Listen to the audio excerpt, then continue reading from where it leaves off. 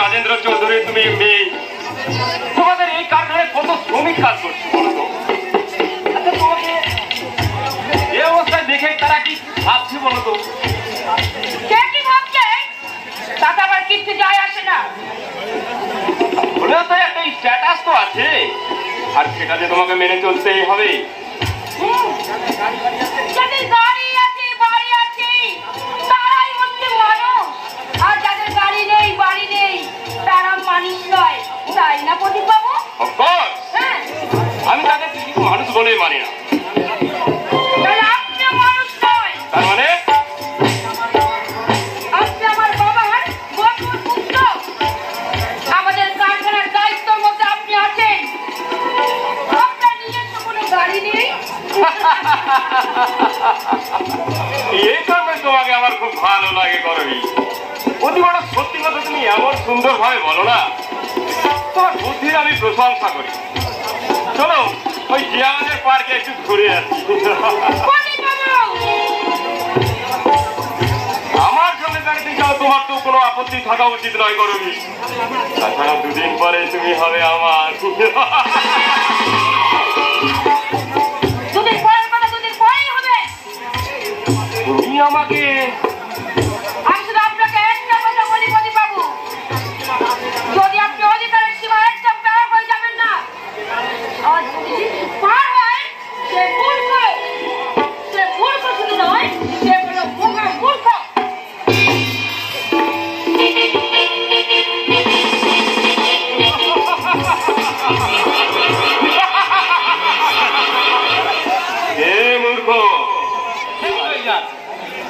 তবেই সে বুঝবে হারানোর যন্ত্রণা কতখানি ভয়ঙ্কর। তুমি একথা বলছো রাজু? অনেক কিছু চাই স্যার, আমার প্রতি আপনার বিশ্বাস। তোমার উপর বিশ্বাস আছে বলেই তো তোমাকে আমার সহকারী নিযুক্ত করেছি রজত। আপনার অশেষ করুণা স্যার। এবার বলো তো রজত, তোমার কতখানি সহযোগিতা আমি পাবো? সেটা কাজের ক্ষেত্রে প্রভাব পাবেন স্যার। আপনি আর হাত পা গুটিয়ে বসে থাকবেন না, এই সময় সৎ ব্যবহার করুন। ওই রাজেন্দ্র চৌধুরীর বিশ্বাস আপনাকে ভাবতেই হবে। হ্যাঁ, ওই রাজেন্দ্র চৌধুরীর আমার উপর অগাধ বিশ্বাস। এই বিশ্বাসের সুযোগ নিয়ে আমি তার সমস্ত কিছু লুট করবো, এমনকি মেয়েকেও।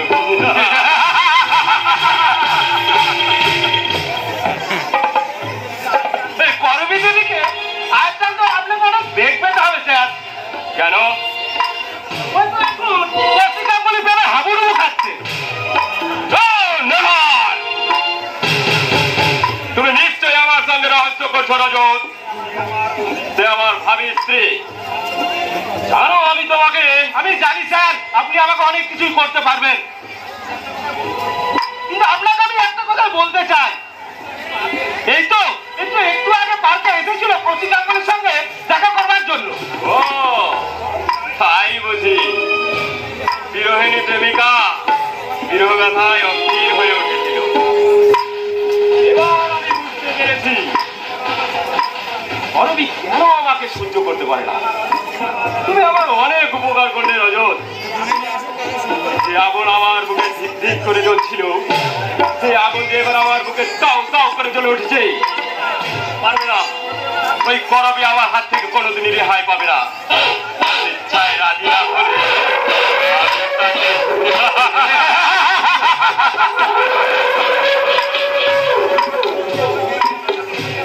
আপনাকে পাকা পথ ধরে এগিয়ে যেতে হবে স্যার। রজত, আমার জীবনের চরম অভিজ্ঞতা নিয়ে আমি আবিষ্কার করেছি, আমার জীবনের ওপর দিয়ে প্রচন্ড একটা কালবৈশাখী ঝড় বয়ে গেছে। সেই ঝড়ে আমি মুখ থুবড়ে পড়েছিলাম ঠিকই, কিন্তু আমি এখন সোজা হয়ে দাঁড়িয়েছি। কারণ আমি আর একটা ঝড় দেখতে চাই স্যার। সেই ঝড়ে কোটিপতি রাজেন্দ্র চৌধুরী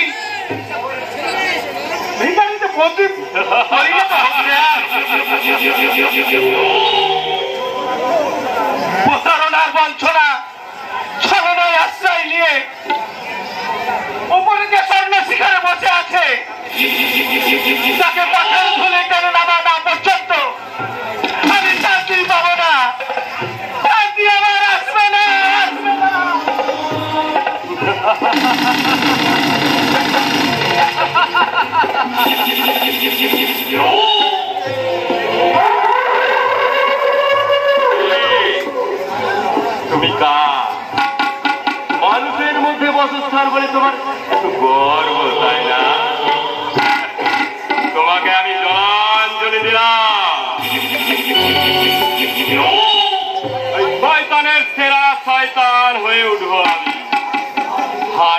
পাশাখানায় আমাকে জিততেই হবে। আমার স্বপ্ন হবে সার্থক। জানি তুমি কাঁদবে, কিন্তু আমি যে নিরুপায়। তুমি থাকলে আমি যে দ্রৌপদীর বস্ত্র হরণ করতে পারবো না।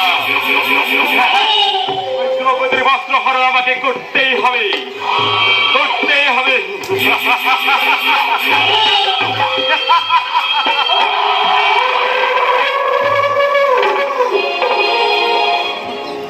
আমাকে ছেড়ে ঘুমটার দেবী বলছি গো, ঠিকই করে আছে।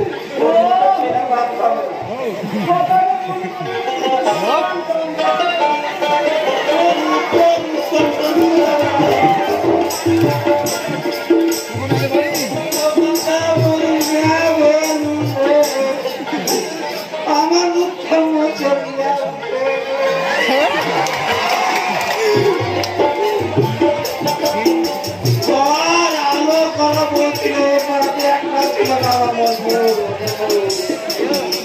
ভগবান কাটার সহ্য হলো না ভালো।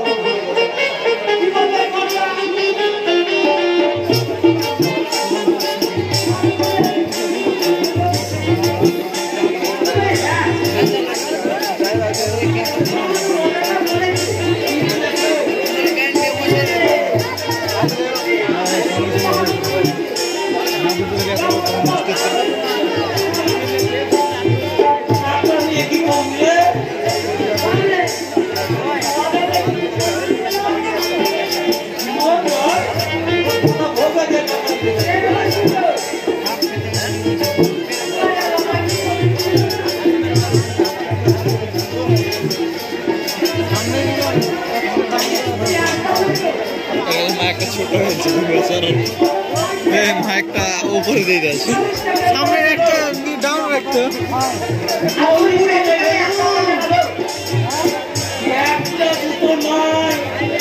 ব্যাকগ্রাউন্ড মিউজিক মেলায় দিয়ে দিয়েছে।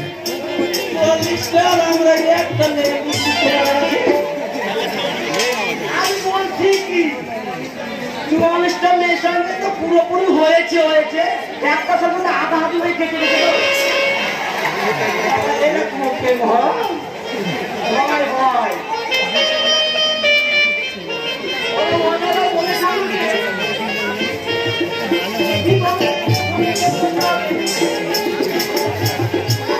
ভিডিও মানুষ তুমি মনে হচ্ছে সেখানে যুক্ত হয়ে যাচ্ছে, ঘন্টা রিমোট সব ভিডিও টিডিও করে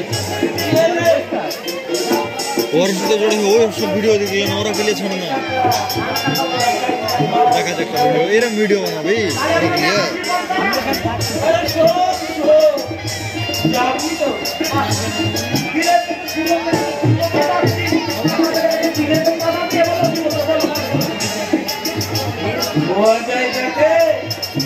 আমার কথাটাও বুঝলি যেন আমাদের ওই একটা মেয়ে দেখে ঠিক আছে, কথা বলবো তাহলে মনে আসি। তুমি কি